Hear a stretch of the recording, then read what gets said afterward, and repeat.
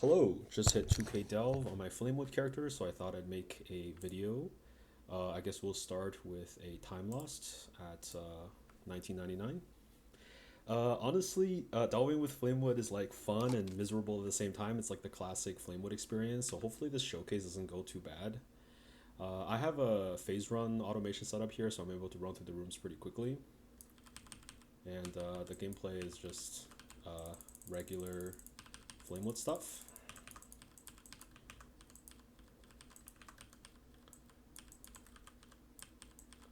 It's easier for me to just lower everything. Sometimes, like the essence nodes, like variance is pretty high. Like sometimes the nodes are really easy, sometimes the nodes are a struggle. This one looks like it is currently just fine.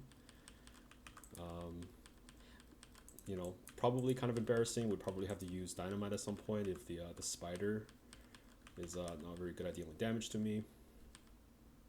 But yeah, we have some modifiers. Speaking wise, we have some suppression. That's about it. So not really the hardest node, and you'll notice that I am kind of struggling to deal damage to the spider here because of the lack of like attacking to the totem. So I am just gonna speed this up a little bit with the dynamite, and we have the node complete. Okay, that didn't go too bad. So yeah, I'm not a big delver. This is like the first time I've made it this deep, so obviously this build is like nothing compared to Steve, but I thought it was still pretty cool. Just doing this for a showcase, because I think I'm doing some cool things here. So if you don't know what Flamewood does, you socket the Flamewood support into the Black Zenith gloves, and you're kind of doing you're getting to trigger the Avenging Flame skill with 150% more damage and 4 additional projectiles without having the rejuvenation totems go on cooldown. The way like Flamewood builds generally just deal a lot of damage for like very low price. And this league, in order to make it deep delve viable, question asterisk on that one. I can get to that later.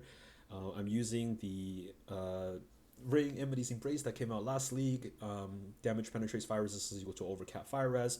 Normally, this item is actually pretty difficult to use because the 65% reduced fire resistance is a multiplier on your fire resistance, making it so that you need to stack tons and tons of fire res to get your 200% pen.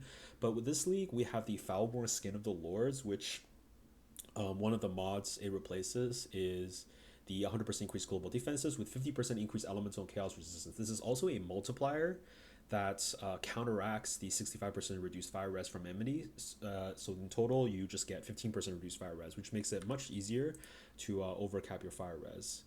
Um, I'm not sure why my rep is so high here. Is this normal? Okay, never mind. I'm just not going to worry about that for now. So because I'm using Foulborn Skin of the Lords, the increased elemental and chaos resistance makes it much easier to cap the rest of the resistance, allowing me to use a melting of the flesh here, I think. Yeah. So that 70% all res normally is like a pretty annoying penalty, but with Mage Blood here and the increased resistance multiplier, the capping the res is easier. The second piece to this puzzle is the Foulborn, the Formless Flame, which gives the modifier Totem Life is increased by their overcap fire resistance. So if you don't know, totems are affected by defensive auras. They're counted as allies. Offensive auras don't work on them. So like if I had Zealotry, the totems wouldn't benefit from that because totems are proxies. They use your character's stats in order to deal damage. But defensively speaking, they're a separate entity, which means they have their own life, resistance, physical damage reduction, etc. And you can affect them with auras. So in this build, I am using a Purity of Fire, and I am using a Purity of Elements here on Eternal Blessing. So 48% res here, 70% res here. So this is about 120-ish% increased resistances, and with taking a bunch of the totem life nodes down the tree that you would take anyways because you're playing Flamewood, the totems do have about 130% increased totem life from the Foulborn Formless Flame, which is like that's pretty powerful, I guess. So this is the core damage package. The Flamewood, by socketing them into Black Zenith, just gives me a lot of damage straight up. And we pump that further with the penetration from the Enmity, and we have a little bit of resistance synergy with Foulborn Formless Flame. So moving on to the defenses, the first thing we're doing here is we are 90 max all res because of melding and stacking maximum fire resistance. The way that I'm reaching 90 is I actually need one of my graphs to give me 2% max fire res. I have the Ruby Flask, I have the Purity of Fire, that's level 24 from the Dark Seers plus 2 and the Ashes. So 23 is enough, right? But so we get the fire res there, and then we get the 1% fire res from the boots, and which you could elevate if you want. But I happen to have a Purity of Elements Watcher's Eye here with plus 1 maximal all res to give me the 90. Um, I'm using a Svalin. Svalin's like just broken, but yeah. So with Svalin, if you cap your spell block and attack block, in this case, I actually have I'm actually not spell cap blocked if I don't cast a spell. So here, if after casting a spell, I have my 70/70 block. I'm getting that with the safeguard, like the notables that give you max block as well as the masteries, and I'm doing it down here as well with as the mountain and the associated block mastery. So I'm getting 77 lucky block, which I think effectively is like 90 or 91% block chance. In order to fill out the rest of the block, I am using three block clusters here. Mage Hunter with Conjured Wall, like three of these over here. Mage Hunter, Conjured Wall. And the attack block I'm getting from the Red Nightmare. This is the non-fallible version, and tattooing some fire resistance around and taking the resistance nodes allows me to get like roughly enough, like pretty much just enough block to get both, which is pretty cool here. So we have this Svalin, which is kind of broken, and then the other thing that I think I'm doing is pretty cool. Honestly, I'm really not sure like how much this is doing. It probably is doing a significant amount, but it's like hard to know because I haven't tested with other setup. I am using an automation Immortal Call here. So notably, the Foulborn Skin of the Lords, the double Foulborn version replaces the +2 to socketed gems with +30 quality socketed gems, and I'm already quality stacking with Ashes of the Stars because that's just has pretty good synergy with Flamewood in general. So the gems that get socketed into the Foulborn Skin of the Lords actually get like a ton of quality. So if you see here, my Immortal Call has, I think this is 104 quality, which is like gives it, and quality on the Immortal Call gives it cooldown recovery. So that's 104% cooldown recovery rate plus the automation gem here. When you max level and increases quality, it's actually giving the supported skills like additional cooldown recovery rate, and we are adding to the quality here with the enhance. So and more duration to increase duration. So I think on POB, effectively speaking, Immortal Call has like a 77% uptime, assuming that you're able to consume 5 endurance charges with it, which I think is like that's just pretty good. It's not up all the time, but when Immortal Call is down, we do have Lucky Block from Svalin, and Svalin is triggering a Frost Shield here, which I do have enough ES recovery to like make this proc like basically for free. So Frost Shield adds a bunch of max hits, and the Immortal Call sort of covers like that 70% duration where when it's up. The way I'm getting endurance charges, normally Hierophants would take the Conviction of Power here for min charges, but you can't consume min charges if you were to use Immortal Call. So the way that I'm getting the endurance charge here is I'm actually using the Ulgraft with chance to gain endurance charge when you're hit.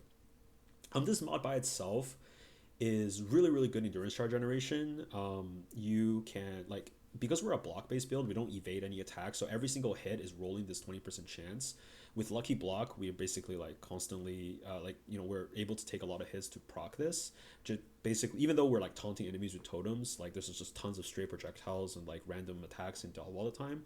And there's really cool synergy here with Amity's Embrace because you take fire damage when you use a skill. So if I just spam the my totems here, I'm actually hitting myself, which is like helping me gain the endurance charges, as well as the built-in skill Tender Embrace that gives an endurance charge. This one, the endurance charge impact from that one is actually like not that significant. It's mostly the getting endurance charge when you're hit part that's doing most of the hard carrying. So with the capped endurance charges, I'm able to proc Immortal Call fairly reliably. Obviously, like sometimes if the delve zones roll a charge theft or whatever, then yeah, you might have hard time like keeping up time. But otherwise, that's roughly defensive package, right? We've got a high uptime Immortal Call. We've got the Lucky Block with Fallon.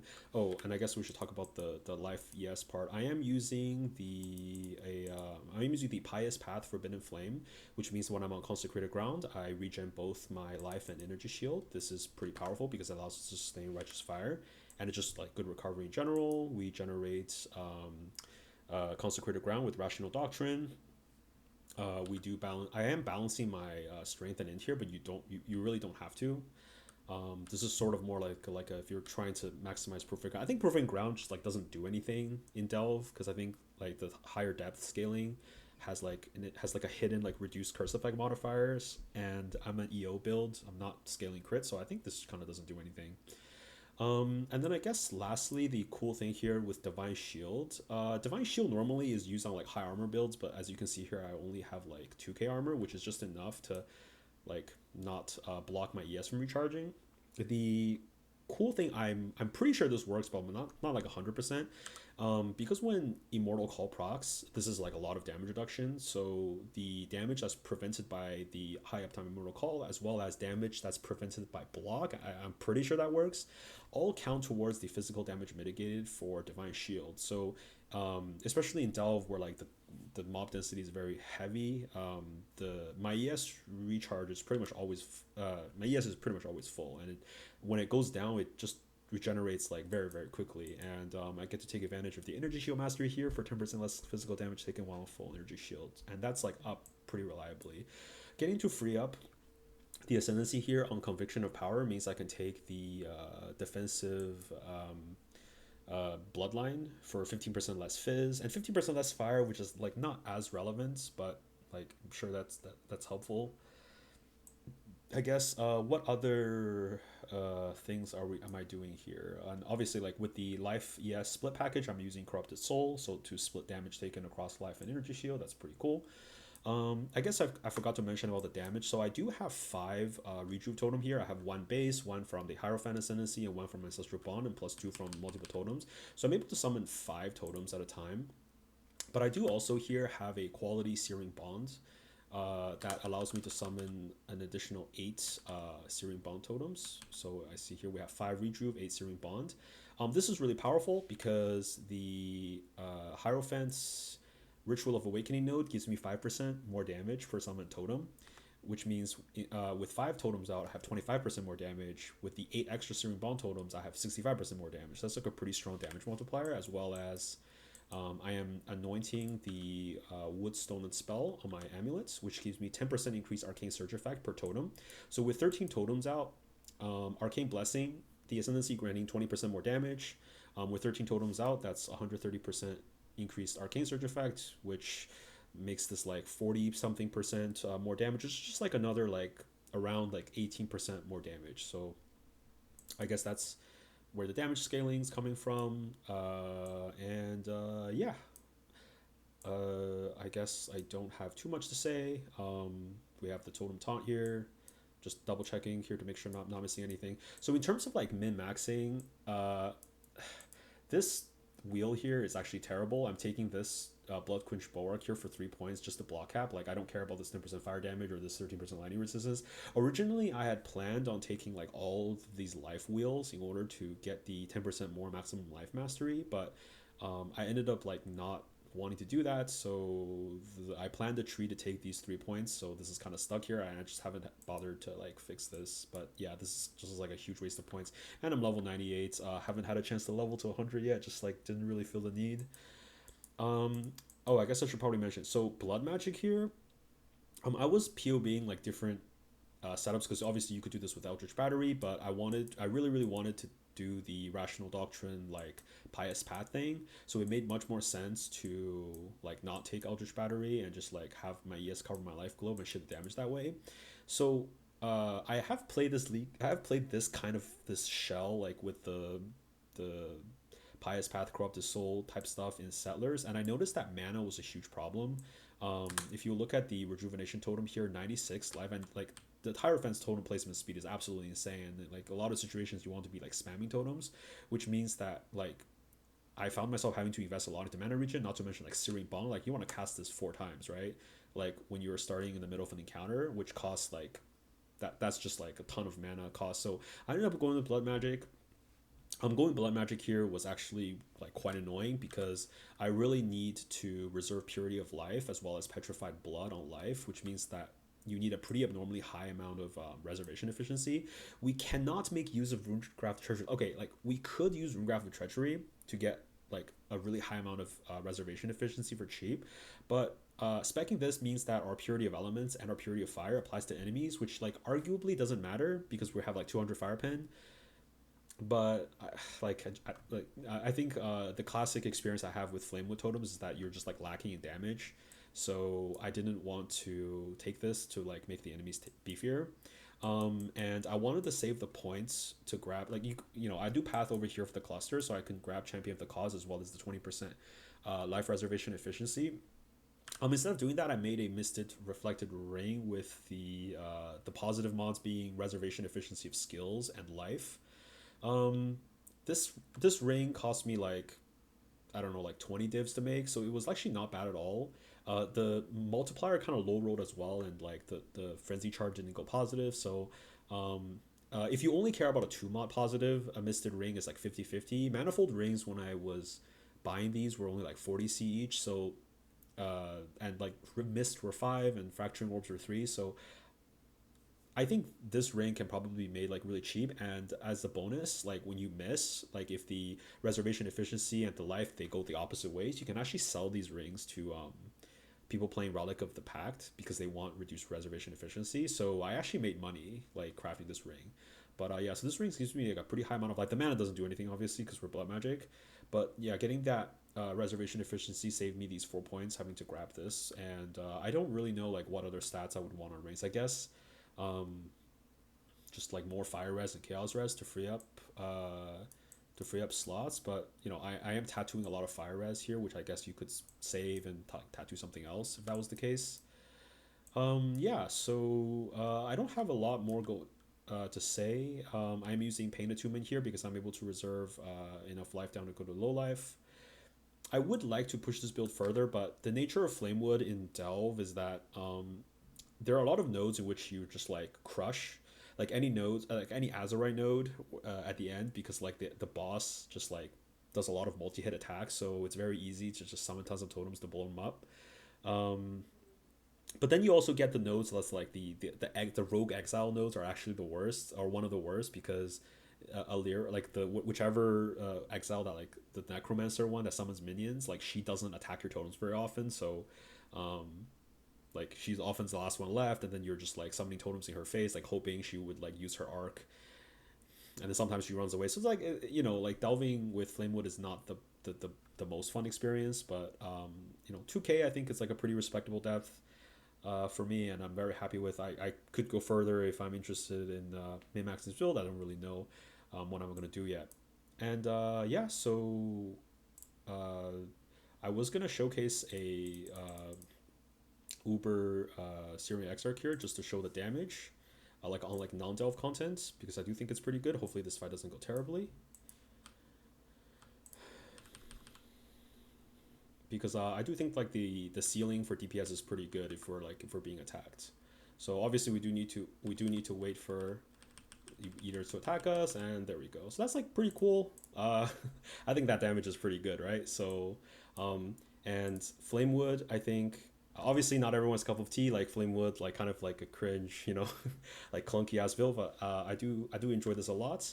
I think for the cost, like I think at 2K delve, probably most builds that reach there are like really expensive, right? But I think for this build, like most of the expenses is just like Mage plus Valen. Like this is probably like 300 div or so, and everything else is like pretty cheap by comparison. Like this is like 10-20 div maybe. This is like not even a div, 7 div, right? Like one div weapon, like 1 div gloves.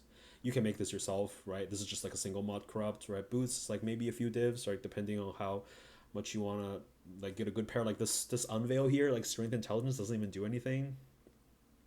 Uh, because like it just happened to be whatever mod I unveiled, and like the passive tree, the expensive stuff is like these tattoos, these fire res tattoos, which like they are going like pretty high this league, um but like the single Foulborn Red Dream is like one div.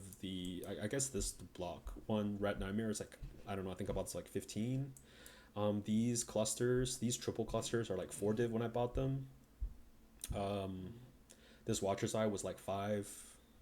Ration Doctrines like 8. So I mean, like, there are still like a lot of expenses, but I think usually deep delve builds need to be like pretty high budget, right?